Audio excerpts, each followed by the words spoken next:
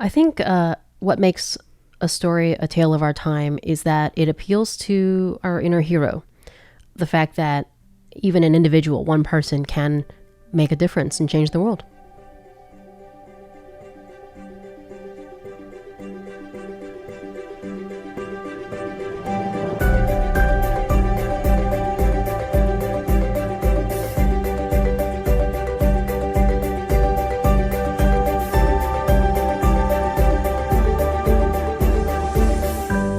Hello, everyone, and welcome to Tales of Our Time. This is a show where we discuss the stories that move us, what makes them so meaningful, and why others should or could find meaning in them as well.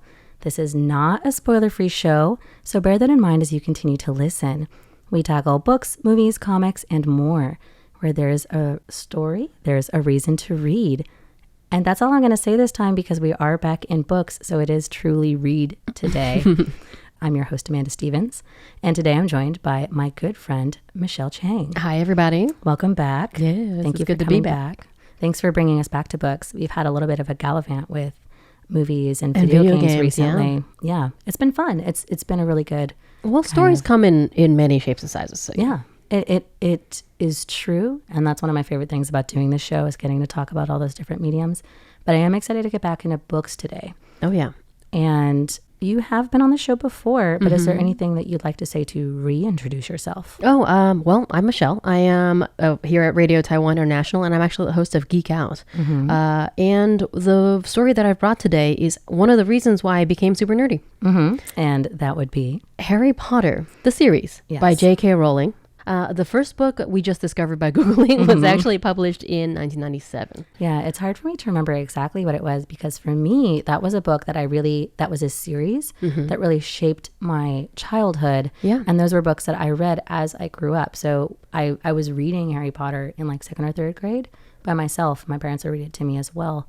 And I also, I think, before we get into it, there is something I will say right off the bat. There has been a lot of controversy around JK Rowling. Oh, yes, absolutely. And I want to acknowledge that. But I also want to say today we're going to be just discussing the story itself and the way that it has shaped our lives and the way that it has kind of shaped our beliefs. Yes. And it is really sad. What makes me the most upset about the whole controversy around JK is the fact that it tainted a lot of our enjoyment of her story. And the amount we kind of felt guilty or we just felt bad about loving the tale of Harry Potter. Right. And I don't want listeners or anyone really who loves the story to feel upset at all about loving this magical world because we made it our own. It's just we made it our own. Well, and I think there's also something to be said, like there's a big discussion now today in can you separate the art from the artist, yes or no? And I'm not really here to give an answer on that, but I think regardless of her beliefs, the story that she wrote really did shape a lot of people's childhood. Absolutely. And there is value in that. And there are still good lessons that can be learned, even though authors or creators themselves have problems or beliefs that we don't agree with. Correct. There can be value and virtue in their works. Yeah. And so that's just something we're going to get out of the way here. If we have time, we might circle back to it at the end. Not forgotten, a little bit sidelined today. So usually I would ask for a summary of the books. I guess I can quickly summarize the whole series. Oh, yeah. And then why don't you give us a summary of your favorite book? Okay, sure. Would that be okay? Absolutely. So most people have probably read or seen the movies, but the story of Harry Potter is a story about a little boy who, when he's 11 years old, he's growing up with a terrible family as a normal human whose parents died. But he quickly realizes that he is actually a wizard and part of a magical community. He is allowed to go to wizard school where he learns lots of wonderful things, but he also learns that there is an evil wizard called Voldemort who wants ultimate power and is the reason Harry's parents died. Harry has a special ability to fight him because of his mother's love. And the whole series follows Harry as he goes from year one in school as an 11-year-old boy, making friends, learning about the magical world, and kind of trying to find his way in life and getting more and more competent up until year 7 when he finally defeats Voldemort with the help of his friends. Right. And having developed a deeper understanding of magic as well as his own ability to use it. and a big theme in that always being kind of love and self-sacrifice. Right. So that's the book in a nutshell. This is a series in a nutshell. Each book, there are 7 of them, follows one of his years in magical school. So the first book starts when he's 11 and in first year. It goes all the way up until book 7 when he's in 7th year as a 17-year-old. That would be his last year at school. Well, to be fair, I believe book 7, he's not actually in school. Right. It would technically have been his last year. It would have. But they really just take off. Yeah, they play, I guess, a whole year of hooky because of their adventures, right? It really seems like that was the right choice to make after we found out what was happening at the school. Yeah. Things got very dark after the 5th book. Yeah. Well, every individual book does have its own plot line of, so a challenge arises, usually The Dark Wizard due kind of to makes it. Voldemort and stuff. And Harry and his friends have to overcome said challenge. Fight There's some a little evil. bit of mystery to it. Most of them, it is like the Dark Wizard making a play for power. Yep. The kids trying to figuring it out, and then besting them. But in that series, there's a lot of different things that happen. So which one is your favorite book? Well, okay. A lot of people disagree with the fact that it's a good one, but my favorite is actually the 6th book, Harry Potter and the Half-Blood Prince. And that is interesting because that one is another very dark one. It's very dark, and it actually dives into a lot of the lore of the universe, telling a lot of backstory of some of the characters that people don't like. Well, I think, would you be able to give us a short summary? Oh, absolutely. To the best of your ability of what happens in that book in particular? Right. Well, it starts off with Harry finding the book. I believe it's a potions It book. is. It's a potions textbook. By someone who calls himself the Half-Blood Prince. And the actual identity of this person is not found out until the end, but it's actually Severus Snape's book. So that's how, and he follows, the little notes in the margins and stuff of this potions book, and it actually yields incredible results. Yeah. And through, that's how the story starts of this book. But, he's also taking private lessons with Albus Dumbledore, which people wind up not really liking at all. Yeah. Also, private lessons with Severus Snape. Yeah. And through that, they are looking at memories. So Yeah, both of them, actually. You're right. He's doing both. he's doing both. So he's diving into Dumbledore himself's memories of actually meeting Voldemort in his youth, previously known as Tom Riddle. And so it builds up the reason why Voldemort does all the things that he does. And Amanda knows this, but a lot of listeners might not. I love villains. Yeah. Love them. And the more substance there is behind a villain, the better they are. Because, look, not excusing evil stuff that you do, Right. but every person has suffered some amount of trauma in their life. And the stories that make villains what they are just so interesting. You find them very compelling. Very compelling stories. And Voldemort is not an exception. So, right, it tells the backstory of Voldemort and also some amount of backstory of Dumbledore and Snape. Yeah. And reveal the workings behind these characters. And you actually do find yourself not disliking, but understanding the villain of the story significantly more. You see, that's interesting because I had a different take on it, having read the same book. I always felt like Voldemort himself was more of a kind of like a 2D villain for me. But what I did like about that book was finally understanding why Snape acted the way that he did. Yep. And again, all of this being said, none of it is to excuse that behavior, right? Of course I not. think it's a really important line to walk, that when we discuss villains, we can appreciate their role in the story and why they do what they do without condoning it. So I want to say that too, because Snape is definitely a bad person, at least for the fact that he bullies children, even though he's an adult in a very cruel way.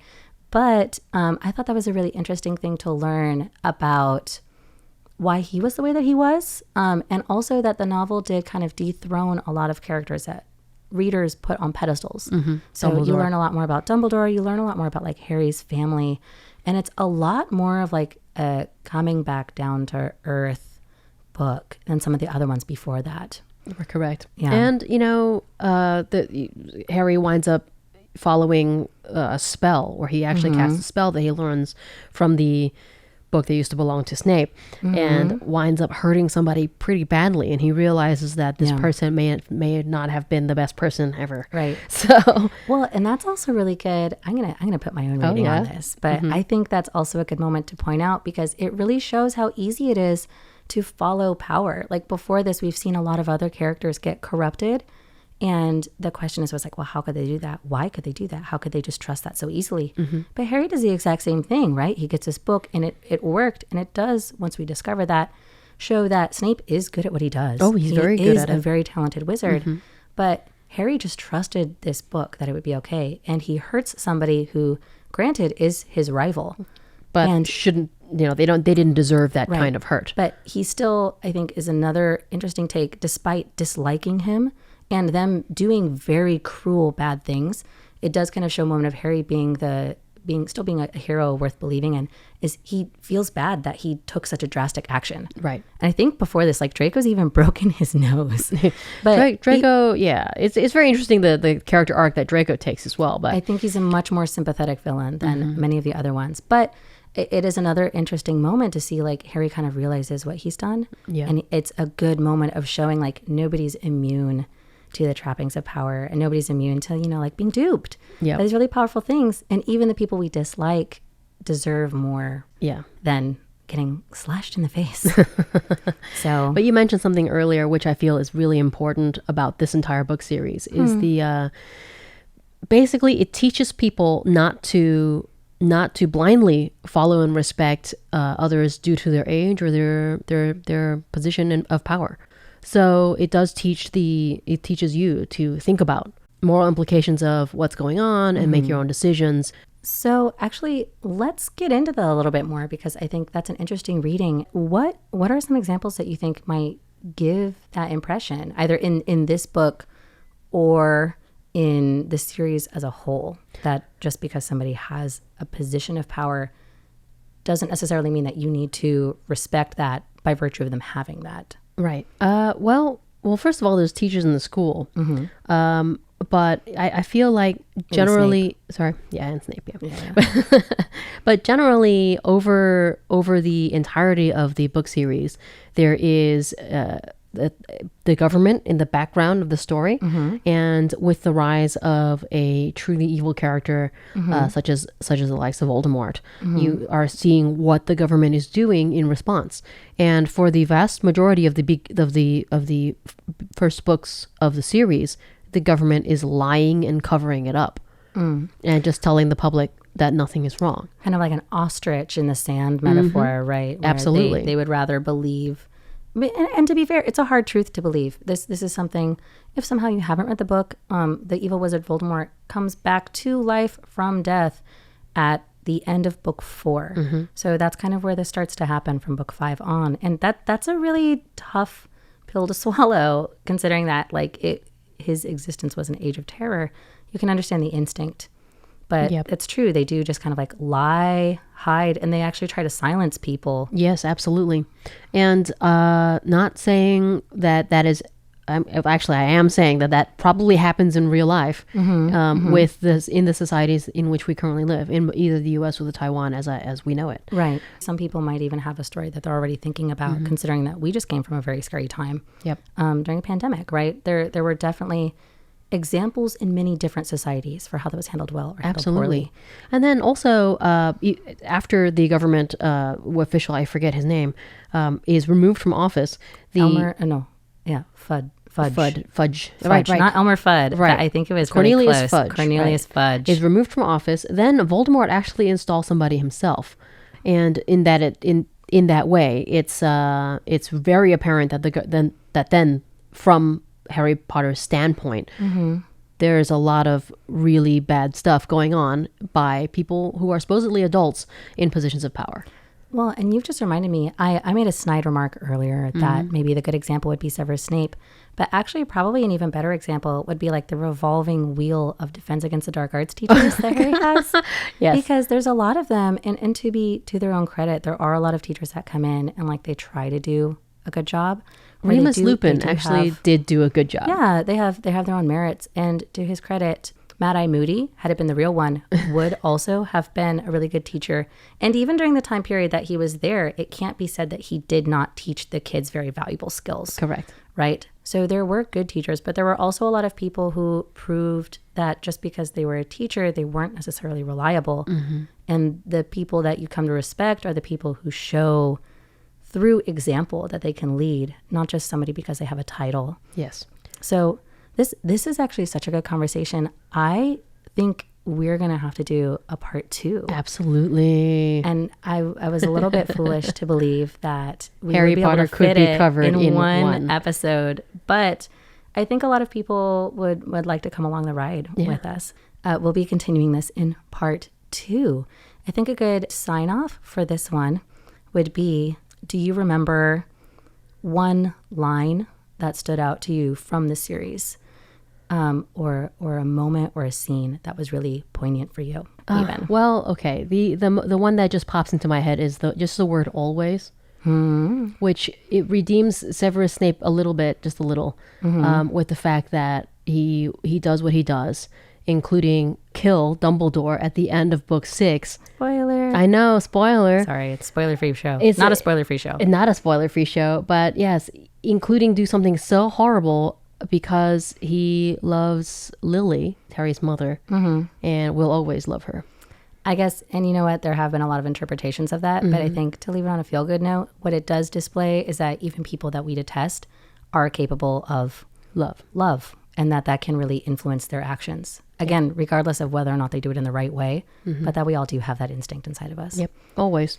Oh, so we'll be chasing those threads and some more next time. But for today, thank you everyone for joining us here on Radio Taiwan International. Of course, thank you, Michelle, for coming back. Always.